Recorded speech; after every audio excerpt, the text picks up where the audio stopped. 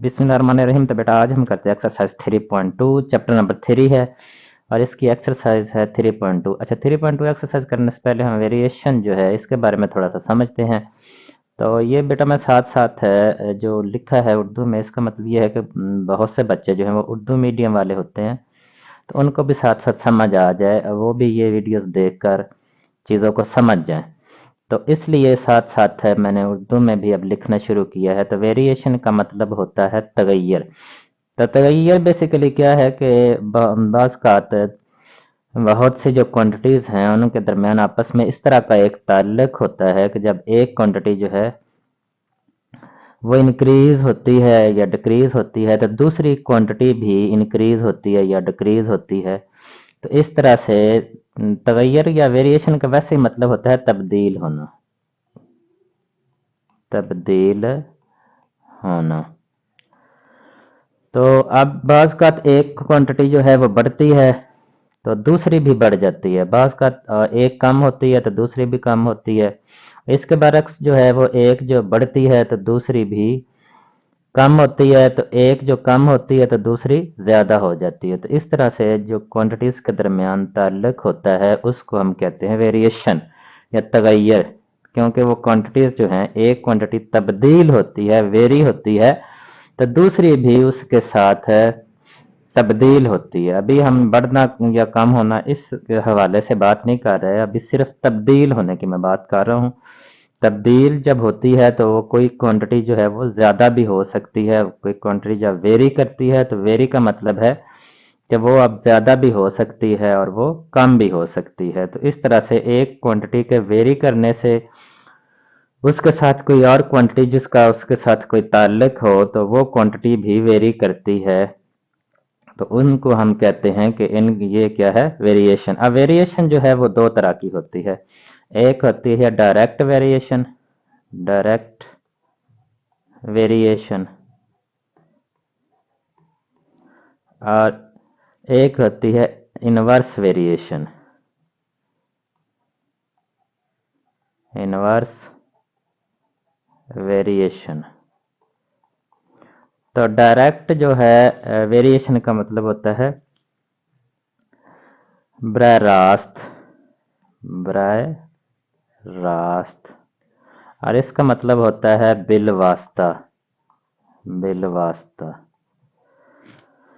बराह रास्त का अब क्या मतलब है कि जब दो क्वांटिटीज के दरमियान इस तरह का ताल्लुक हो कि एक क्वांटिटी जो है वो हमारी बढ़े तो उसके साथ दूसरी क्वांटिटी जो है वो भी बढ़ जाए,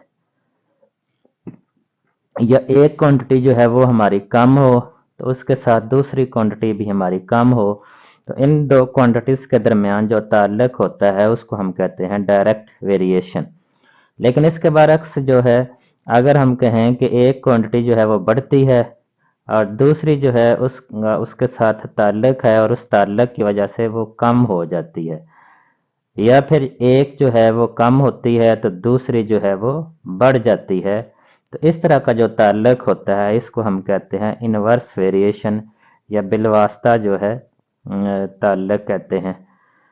बिलवास्ता तगैयर कहते हैं, ये बराह रास्त तगैयर होता है और ये बिलवास्ता तगैयर होता है। मिसाल के तौर पर अगर इसकी मैं आपको एग्जांपल दूं तो अगर हम एक गाड़ी चला रहे होते हैं तो गाड़ी चलाते हुए स्पीड ऑफ कार जो है, speed of car, speed of car, ये और ये जो डिस्टेंस है और डिस्टेंस, इनका ताल्लुक जो है वो डायरेक्ट आपस में ये डायरेक्ट वेरिएशन होती है। यानी कि जैसे जैसे स्पीड ऑफ कार जो है, स्पीड ऑफ कार ज़्यादा होती जाएगी, स्पीड ऑफ, तो स्पीड ऑफ कार जब ज़्यादा होती है तो डिस्टेंस वो ज़्यादा कवर करती है। स्पीड ऑफ कार वो ज़्यादा होगी तो वो जो डिस्टेंस है वो ज़्यादा कवर करेगी। स्पीड ऑफ कार और डिस्टेंस जो है इनके दरमियान डायरेक्ट, यानी स्पीड ऑफ कार अगर ज़्यादा होगी तो डिस्टेंस ज़्यादा होगा। अगर स्पीड जो है वो अगर हम कम कर देंगे तो डिस्टेंस जो है वो कम कवर होगा। तो इस तरह से एक क्वांटिटी, यानी इन दोनों क्वांटिटीज का आपस में ताल्लुक है, स्पीड ऑफ कार, स्पीड का और डिस्टेंस का। स्पीड ज़्यादा होगा तो डिस्टेंस भी, स्पीड ज़्यादा होगी तो डिस्टेंस भी ज़्यादा होगा, स्पीड कम होगी तो डिस्टेंस कम होगा। इसलिए ये डायरेक्ट वेरिएशन है। इनवर्स वेरिएशन, अब मिसाल के तौर पर हम कहते हैं कि किसी चीज़ की क्वांटिटी जो हम मार्केट में कोई चीज़ है वो हम ख़रीदना चाहते हैं, अगर वो ज़्यादा मिकदार में आ जाती है तो उसके जो खरीदने वाले हैं वो कम लोग होते हैं, खरीदने वाले कम लोग होते हैं, तो फिर ज़्यादा मिकदार ज़्यादा होने से उसकी जो प्राइस है वो कम हो जाएगी। मिकदार जैसे जैसे ज़्यादा आती जाएगी, अक्सर आपने देखा होगा कि बहुत सी चीज़ें ऐसी होती हैं जब वो लोग स्टॉक कर लेते हैं तो वो चीज़ जो है मार्केट में कम हो जाती है। तो चीज़ जब मार्केट में कम हो जाती है तो उसकी प्राइस जो है वो ज़्यादा हो जाती है, प्राइस बढ़ जाती है। लेकिन जब चीज़ जो है, कोई भी चीज़ मार्केट में ज़्यादा हो जाती है, जब ज़्यादा हो जाती है तो उसकी प्राइस कम हो जाती है। तो इसलिए जो क्वांटिटी है, क्वांटिटी ऑफ एनीथिंग, क्वांटिटी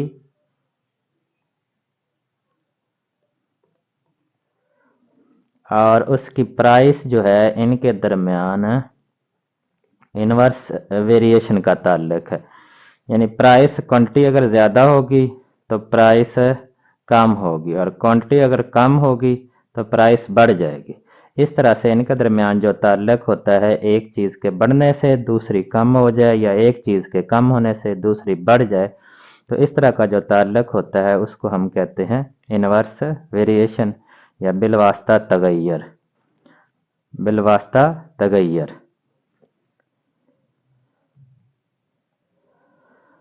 अब जो वेरिएशन के लिए साइन इस्तेमाल किया जाता है वो हम ये करते हैं, वेरिएशन का साइन है, ठीक है।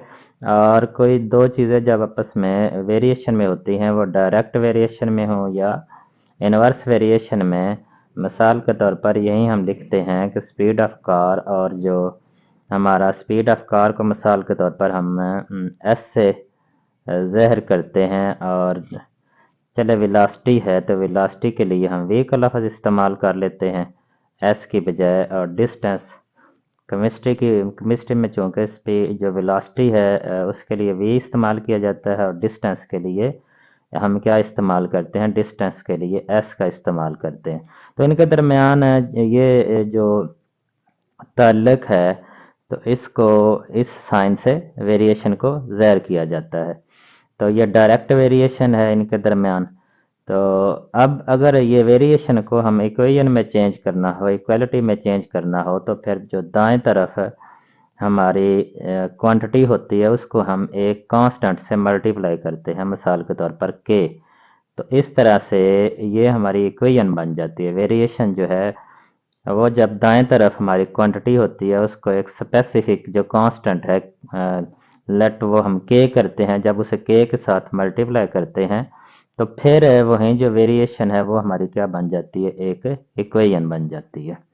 इसी तरह से ये क्वांटिटी है, क्वांटिटी के लिए हम जो चीज़ है, मिसाल के तौर पर क्यू, लेट हम क्यू ही करते हैं, और इसकी जो प्राइस है पी, उसे पी से अगर ज़ाहिर करते हैं, तो इनके दरमियान जो वेरिएशन होगी Q 1/p, Q varies 1/p। तो क्यू जो है ये फिर इक्वल किसके होगा, इक्वलिटी में चेंज करने के लिए, इक्वेशन में चेंज करने के लिए दाएं तरफ जो है इसे हमें के से मल्टीप्लाई करना पड़ेगा और 1/p आ जाएगा।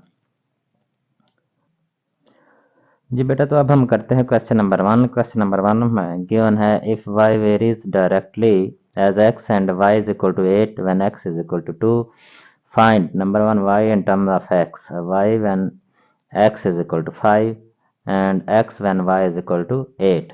तो पहले तो उन्होंने हमें क्या बताया है कि y varies directly as x। तो इसका क्या मतलब है, इसका मतलब ये हुआ कि y और जो x के दरमियान वेरिएशन का ताल्लुक है वो डायरेक्ट वेरिएशन है। इनके दरमियान क्या है, direct variation. y is variation है, इनके दरमियान डायरेक्ट वेरिएशन x। अच्छा, अब हम इसे इक्वेशन फॉर्म में लिखते हैं। इक्वेशन फॉर्म में लिखने के लिए हम क्या करेंगे, y किसके इक्वल आ जाएगा, के एक्स के। अब यहाँ से ये जो दो वैल्यूज़ दी गई हैं इनकी मदद से ये y8 और x2 इनकी मदद से k की वैल्यू फाइंड करेंगे। ये वैल्यूज़ हम पुट करते हैं, इसे इक्वेशन 1 का नाम दे लेते हैं। तो putting y is equal to 8 and x is equal to 2 in equation 1। Equation 1 में पुट करें तो y की वैल्यू यहाँ पर हमारे पास क्या है, 8 इज इक्वल टू के x की वैल्यू हमारे पास है 2 है। तो यहाँ से हमारे पास है ये 2 के एक साथ मल्टीप्लाई हो रहा है, इधर आकर डिवाइड हो जाएगा। तो k की जो वैल्यू है ये हमारे पास क्या आ जाएगी, 8/2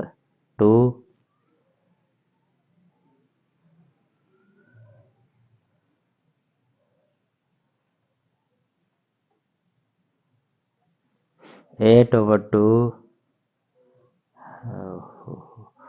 इज इक्वल टू क्या बन जाएगा, 4। तो ये k की वैल्यू आ जाएगी। अच्छा, अब वो क्या करें, अब हम ये फर्स्ट पार्ट ये सब के लिए कॉमन होगा कि यहाँ पर भी जो k की वैल्यू है इसी तरह से हम k की वैल्यू निकालेंगे। तो k की वैल्यू जो है वो हमारे लिए होगी 4। इधर भी k की वैल्यू जो है वो क्या होगी, 4। और सबको तीनों पार्ट्स को अगर एक पार्ट आता है तो उसके लिए आपने ये पहले ये प्रोसेस करना है, ये सब के लिए कॉमन है। k की वैल्यू फाइंड करनी है इन दोनों की मदद से। तो k की 4, इधर भी k की 4 आ जाएगी। अब यहाँ पर वो क्या कर रहे हैं, फर्स्ट पार्ट में y in term of x। तो y जो है वो हमारा किसके इक्वल है, y is equal to k x. तो y जो है यहाँ पर क्या आ जाएगा, k की वैल्यू 4 पुट करें और साथ x। अब इसको मज़ीद हम सॉल्व नहीं करना क्योंकि उन्होंने कहा है कि in terms of x y की वैल्यू हमने फाइंड करनी है। अच्छा, तो यहाँ पर हमारे पास उसी तरह से इक्वेशन 1 जो है वो हम लिखेंगे, वो क्या है, y is equal to k x. अब ये याद रखें कि बेटा अगर एक पार्ट आता है तो उस पार्ट में आपने ये पहले सारा करना है, k की वैल्यू यहाँ तक जो है ये सब के लिए कॉमन है। तो ये अब दूसरा पार्ट है, दूसरे पार्ट में पहले हमने ये लिखना है कि as given in the equation के y और x के दरमियान डायरेक्टली वेरिएशन है, तो इसलिए हम y directly varies as x ये हम लिखेंगे और y is equal to k x, ये सारा हम लिख कर तो k की वैल्यू फाइंड कर लेंगे। अब ये इक्वेशन 1 हम दोबारा लिखेंगे और यहाँ पर वो कह रहे हैं कि x जो है x की वैल्यू उन्होंने बता दी। इधर तो उन्होंने कहा था कि इन टर्म्स ऑफ x, इधर x की वैल्यू उन्होंने बता दी, x की वैल्यू 5 है। तो पुटिंग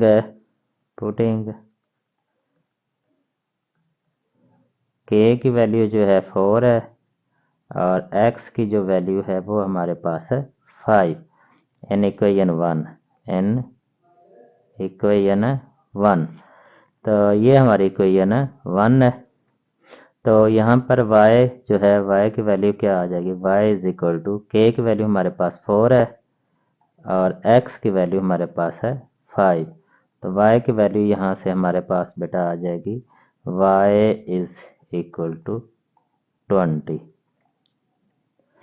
अच्छा, अब तीसरा पार्ट करते हैं। तो तीसरे पार्ट में भी हमने इक्वेशन यूँ यूज़ करनी है, ये वाली y is equal to k x. अब यहाँ पर जो हमने किसकी वैल्यू फाइंड करनी है, x की वैल्यू फाइंड करनी है when y is equal to 28। k की वैल्यू तो हमारे लिए सब के लिए कॉमन है।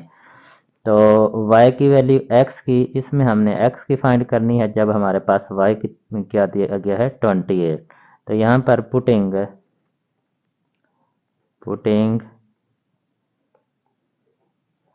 k is equal to 4 and y is equal to 28 in equation 1।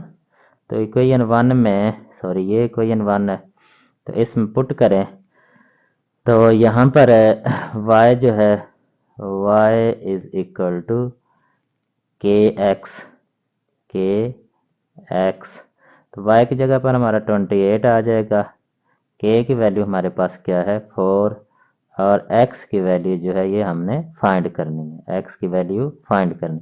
अब ये 4 इधर आकर डिवाइड हो जाएगा, तो x जो है हमारा किसके इक्वल आ जाएगा 28 डिवाइडेड बाय 4। तो x जो है बेटा ये हमारा आ जाएगा यहाँ से x इज इक्वल टू 7। तो इस तरह से x की वैल्यू जो है वो हमारे पास है आ जाएगी। क्वेश्चन 1 हमारा कंप्लीट हुआ और अब हम करते हैं क्वेश्चन नंबर 2। जी बेटा, तो अब हम करते हैं क्वेश्चन नंबर 2। क्वेश्चन नंबर 2 में क्या दिया गया है, क्वेश्चन नंबर 2 में इफ़ y और x के दरमियान डायरेक्ट वेरिएशन है, तो y जो है वो 7 है और x जो है वो 3 है। तो find y in terms of x। y हमने फाइंड करना है इन टर्म्स ऑफ x। चलो बचत ही होगी।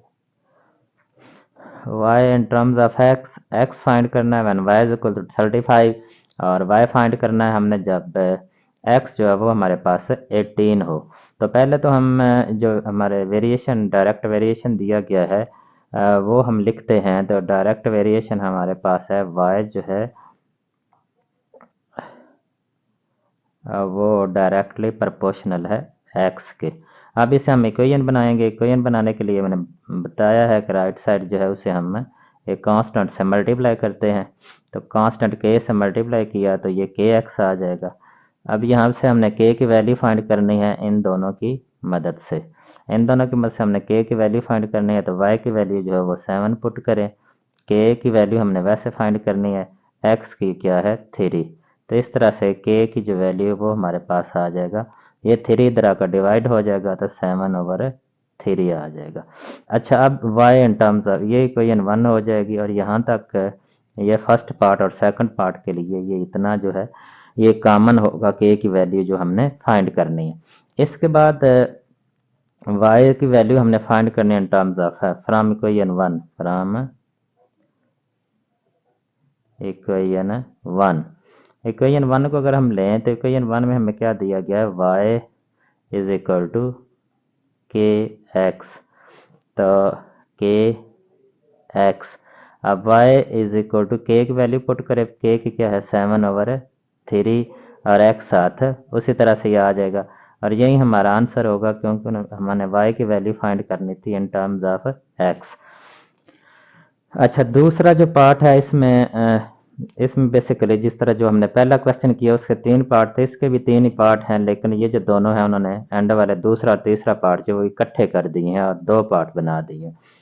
अब हमने फाइंड करनी है x की वैल्यू। तो हमारी जो इक्वेशन है इक्वेशन 1 हमारे पास क्या है, k की वैल्यू हमारे पास है वो सब के लिए मैंने कहा कि आपने फाइंड करनी है। k की वैल्यू जो हमारे पास 7/3 है, 7/3। और जो इक्वेशन 1 है वो हमारे पास क्या है y is equal to k x, y is equal to k x. अच्छा, अब हम ये पहले करते हैं फाइंड ये वाला जो पोर्शन है इसका इस पार्ट का x फाइंड करते हैं when y is equal to 35। तो यहाँ वैल्यूज पुट करें, y की भी वैल्यू y की 35 है, x की 7/3 है। तो यहाँ पर हम लिख लेते हैं पुटिंग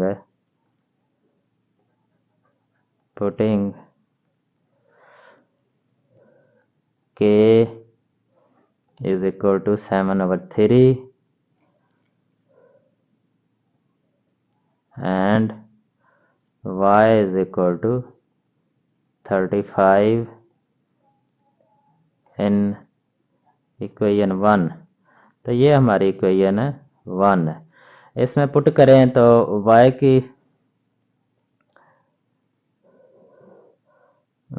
y की 35 है, तो इसकी जगह पर क्या आ जाएगा 35